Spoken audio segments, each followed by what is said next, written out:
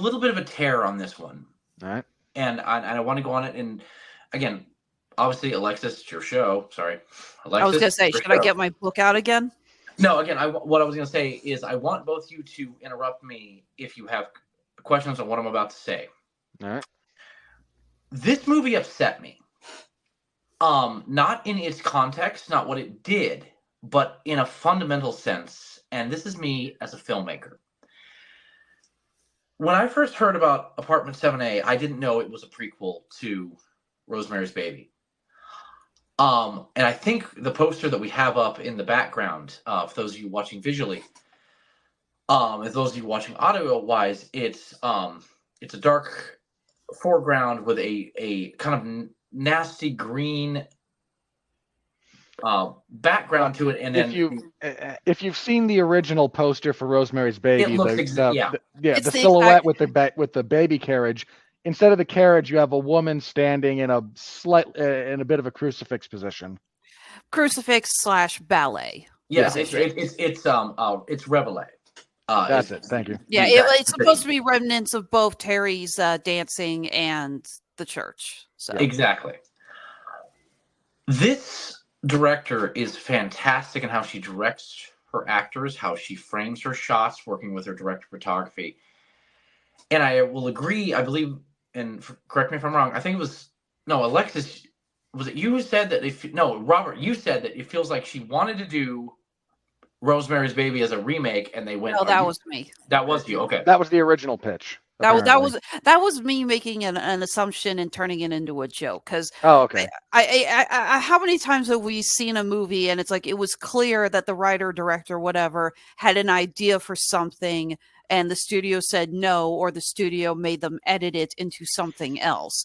Because so much of this movie, again, is very beat for beat Rosemary's Baby. It's still really scary and still has some really good moments that are very uncomfortable, as the original movie is, but it's uncomfortable in the same way that Rosemary's Baby was. This movie, if you're looking for something completely different than the Roman Polanski film, which there adds another level of uncomfortable, you're not going to get it. But if you like what made Rosemary's Baby so scary, and that's the kind of scary you like, you will like Apartment 7A. Actually, exactly true. Here's the problem. With all the genius that I saw from the director in this one, what upset me was this didn't need to have anything to do with Rosemary's Baby except for being a inspiration. Breaking down some of the biggest fandoms of all time. Star Trek. Gene Roddenberry has a quote, and I will read here. I was a huge fan of the show Wagon Train. I had watched every episode of it and thought, what if we did this? We dealt with the same issues and of morality and morality and understanding, but we did it in a different way. Star Trek, the original Star Trek, TOS, is Wagon Train in space. Star Wars being, I actually looked up a statistic. I wasn't going to use it, but since we're here, Star Wars fans actually outnumber Trekkies by 2%. It's like that much, and it's hilarious. Star Wars is give George Disney Lucas. Give Disney another 4 years with Star Wars. That'll shift. Yeah, you're not wrong.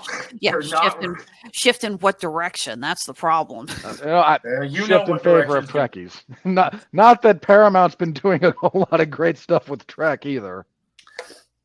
But again, with Star Wars, it's George Lucas watching all the samurai films, very specifically Akira Kurosawa, and turning this into space opera. That's Joseph Campbell's hero's journey. Doctor Who, which is based off basically a road trip between a grandfather and his granddaughter and her boyfriend. That's why the first season of Doctor Who was like that. There's more to go into, but we don't have the time. This was all inspired by stuff. And one of the longest standing and newest, Indiana Jones, is based off the fact that Steven Spielberg wanted to do a James Bond movie. He wasn't able to because they're like, you're not British, so you can very quickly saw it off. George Lucas comes to him with this idea, and it is based off the Flight of the Condor movie with Charlton Heston, the 50s DuckTales cartoons, or sorry, not cartoons, but the comic books. Even the ball chasing Indiana Jones, as well as the grabbing the hat and pulling it back out before it gets crushed, all comes from that comic book. Because these creators took things that they loved and that inspired them and created something new. Mr. Crockett notwithstanding, the biggest, and I'm going to give Salem's Lot a pass because of the whole, it's a Stephen King thing. We all got the chance to say what we want about Stephen King and the stories that inspired us. But King's like Shakespeare. Everybody gets a shot. Exactly. The issue with Apartment 7A, this would have been an amazing story if it didn't have to do with Rosemary's Baby. Do anything else. When they tell you, I want to remake Rosemary's Baby. No, you can't do that. Okay, figure something else out. The ideas that were just there in this story that they told in Apartment 7A could have gone in so many different other directions. First of all, again, as a joke, the casting director wouldn't have worked so hard having to watch every frame of Rosemary's Baby going, okay, which actor looks like that? Gray hairs forming at the side. But what upsets me the most about creators and the people who do this is the fact that, again, everyone on this podcast that I've run into is a creative person in one way or the other. We sit here in judgment of these movies, which, again, is our job. I would say, are you about to go full Anton Ego on us? No. It's the job that, well, again, actually, since you brought that, I hadn't thought of that, but yeah, you're not wrong. The job of a critic is very easy. We spit at one thing, we like another, but we're putting no effort forth ourselves. I actually didn't think that, but thank you. But well, that's got his letter, his bit at the end has one of my favorite lines, which is ironic considering that I do a lot of criticism. But I think it's important that you keep perspective if you're going to do criticism properly. When he says that, the most useless invention of anyone ever is of infinitely more value than the critic's words decrying it as such. Yes. It's not, I don't think that is literally true, but there is a degree of truth within that sentiment that needs to be remembered. And constantly remembered is like, with Apartment 7A, if it had been anything else, not attached to Rosemary's Baby, it would have been fantastic.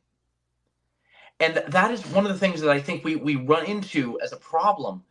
Again, all the fans of the show who are watching right now, creative, or even if you just love movies, and you don't have a creative bone in quote unquote, bunny rabbit ears in your body. We've got to start telling Hollywood we don't want constant remakes and prequels. We want new, exciting stuff. In 1981, when Raiders of the Lost Ark comes out, it wasn't called Indiana Jones and the Raiders of the Lost Ark at that time. Everyone was excited. This was a fun new adventure film that was brought to us by one of our greatest minds. We just keep retreading things, and we can't keep doing that because, again, it's not just us. There's other shows that are going, why the fuck did we do this? And the saddest part is that there's so much time and work put into all three of these movies. But since we're on Apartment 7A, the cinematography is fantastic. The lighting, it is beautiful. And I'm sorry, I'm talking way too fast at one time. Partially because I want you guys to be able to interrupt me, but I want to be able to get a thought, fully. Just enjoy your soapbox. I think movies like Apartment 7A are a call to arms, not violently, but for those of us who are creative, that when it upsets us or it bugs us that this is like, why did we need this? Again, Robert, you and I were talking about this earlier. Why did we need a prequel to Rosemary's Baby? I used The Omen. Why did we need the first Omen? Okay, yes, you said it yourself that this inspired that creator. Okay, well, let it inspire you and take it in a different direction. I feel like that's why we don't have any original things hardly anymore, is because, yes, we're going to have to go up against executives that dude, this ain't going to make any money. But if you come to the pitch meeting going, imagine Rosemary's Baby, but this, and again, I don't have a pitch to hand at the moment, but again, I think Apartment 7A would have worked so much better if, again, the director had been like, hey, I love Rosemary's Baby, and I'm going to go in this direction with it. And even kind of screwing the execs over, going, man, that sounds like Rosemary's Baby. Yeah, here's all the money. And we get this film very much like Hereditary. Hereditary was, even in some of its reviews, as this generation's Exorcist. In a way, it was. The inspiration is very clear in that one, and I don't mean that as an insult. No. I still can't. It still takes a lot of alcohol for me to watch anything by Ari Aster. That man's got a talent for making you just lose all the color in your face. And as a secondary, because we're talking about Rosemary's Baby, if you wanted to make a film that would remind people of the original, since it was so many years ago, if Apartment 7A had never happened, I would show someone Mother by Darren Aronofsky. I know the one you're talking about. Darren Aronofsky. Yeah. I hate to say I didn't like that movie just because I am not a fan of artists who take symbolism and smash it into your face, going, "Get it, you get it." And frankly, that's what it means. Exactly, and that's what I thought Mother was. By the same token, well, Mother's hang on. What you're talking about is the difference between symbolism and allegory, and Mother is an allegory. And that's a distinction that I understand people have a problem with, but as long as you understand that's what's going on, then you have to be willing to buy into allegorical stories when you go see them. I like art that you can. I would say that's the thing I love about art, and why I love modern art so much is I love the idea of someone could take one thing from it and another person can take another thing from it. That's what I strive for in my artwork, which you can see a little bit behind me. I love the idea that it's not the same. What'd you say? Shameless plug. Shameless plug. If I've got my paintings behind me, I'm gonna mention them at least once in a while. No, it's fine. That's gonna call it a shameless plug. But yeah, I do not like allegorical stories that do not leave any room for interpretation. Those kind of stories, I remember doing an art show once. I had my paintings out and this girl had these paintings and it was so obvious what she was going for. She had this one painting of a girl looking into a mirror, but the reflection looking back at her was like a gremlin or a demon or something. And she had all this stuff on her dresser showing that her problems. And I was just like, I can't get into it because you are not giving me a chance to look into what it could mean to me. You are beating me in the face with what it's supposed to represent. And I don't like that. And that's absolutely fair. Wrapping up and I'll get off the pulpit here, is I feel if we took ideas like that we wanted to, again, with I used Hereditary, which has connections back to The Exorcist. If we want to remind people of a movie that touched us or scared the ever-living shit out of us, we have to do it in a direction that we walk a similar path, but not the exact same one. So that by the end of the movie, the audience members who also loved, in this case, The Exorcist, you show it to someone who was like, man, Hereditary was awesome. I love that. Well, if you love that, let me show you The Exorcist. My hunch is there's more crossover between Exorcist fans and Hereditary fans than Exorcist fans and any of the Exorcist sequels. I would sadly agree, except for maybe Exorcist 3 Heretic. Well, 3 has one of the best jump scares in movie history, but right. Yeah. 3 has its moments. I mean, not to mention the scene with the Gemini killer freaking out the detective in the cell is always going to be insanely haunting. Oh yeah, and you're seeing the priest from the first one, that when he opens his mouth and it's like all those screams come out and he closes his mouth and goes, I do that rather well.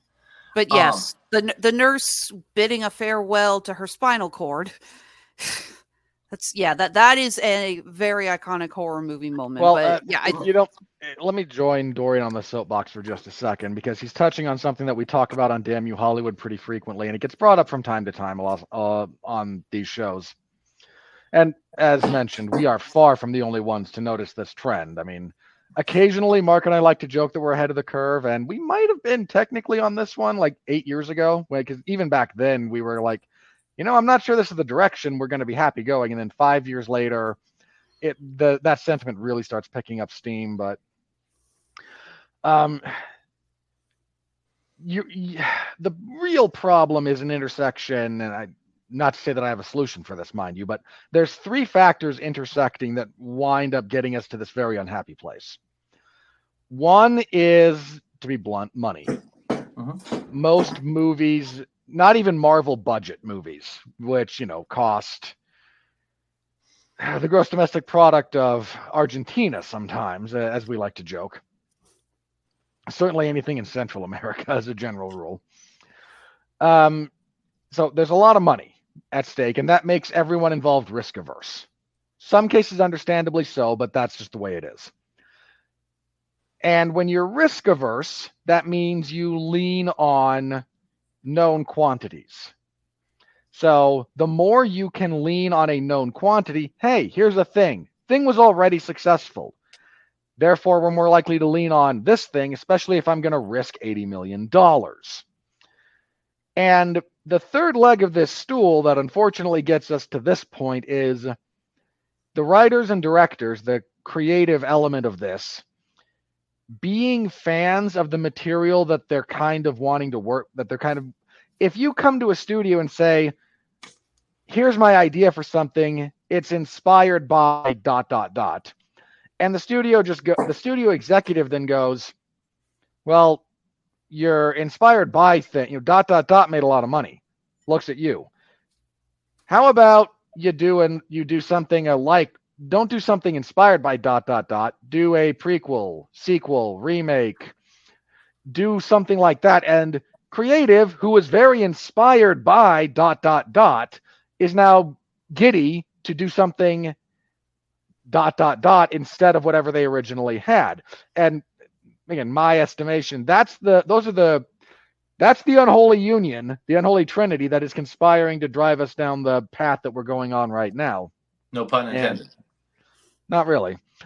If you want another look at this, at that topic, there's I forget how long the video is. It's not very long because the YouTube channel doesn't make very long videos. But Tail Foundry released a video today that's about nostalgia horror.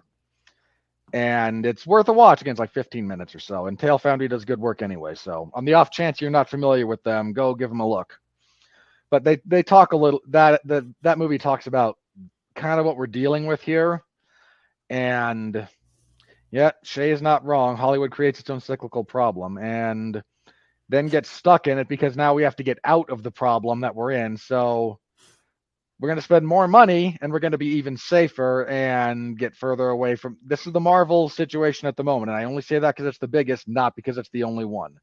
Star Wars is in a similar place. We can go on and on.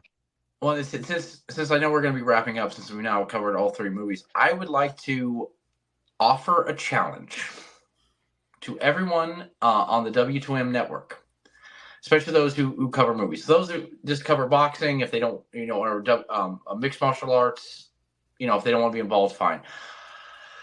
We are now in the middle, or about to be the middle of October. I would encourage and challenge every member of the W2M network who sees, it was a creative anyway, to by this time next year, make their own short film. You don't all have to call me to be the director. This is not a, let me get all the money. Oh, so you shameless pimp. No, see, that's the thing. No. This is, that's not pimping because it's himself. Hang on. There's a technical legal term for drawing that to yourself unfairly, and I forget what it is. Okay, a whore. You shameless whore. Might be, but yeah, that's not pimping. He's not selling someone else's services and taking a cut. Okay, fine. Well, that's why I said I'm not saying everyone come to me directed. But again, by this time next year, we all make at least a 5 to 10 minute film. Those of us who actually want to. Because if you don't want to, that's fine. I'm not going to force anyone in the director's chair behind the camera. but pick your genre that bugs you the most. You know, this is supposed to be an unholy trinity thing, and all of us love horror. A horror film that answers the questions and deals with the issues we have, both behind the scenes, well, not behind the scenes in the sense of like drama, but like camera, choice of lens, blah, blah, story, and also in front of the camera and acting, that we could actually put on here so that we put ourselves in front of the firing squad as we put all these movies. Now, again, many of these movies deserve to be put in front of the firing squad. I think it's the Riff Tracks company line of Riff Tracks. Some movies had it coming. True. So I would like to, again, on a live stream, challenge every member of the WVM network to do it that wants to. By this time next year, pick your genre, make your own short film.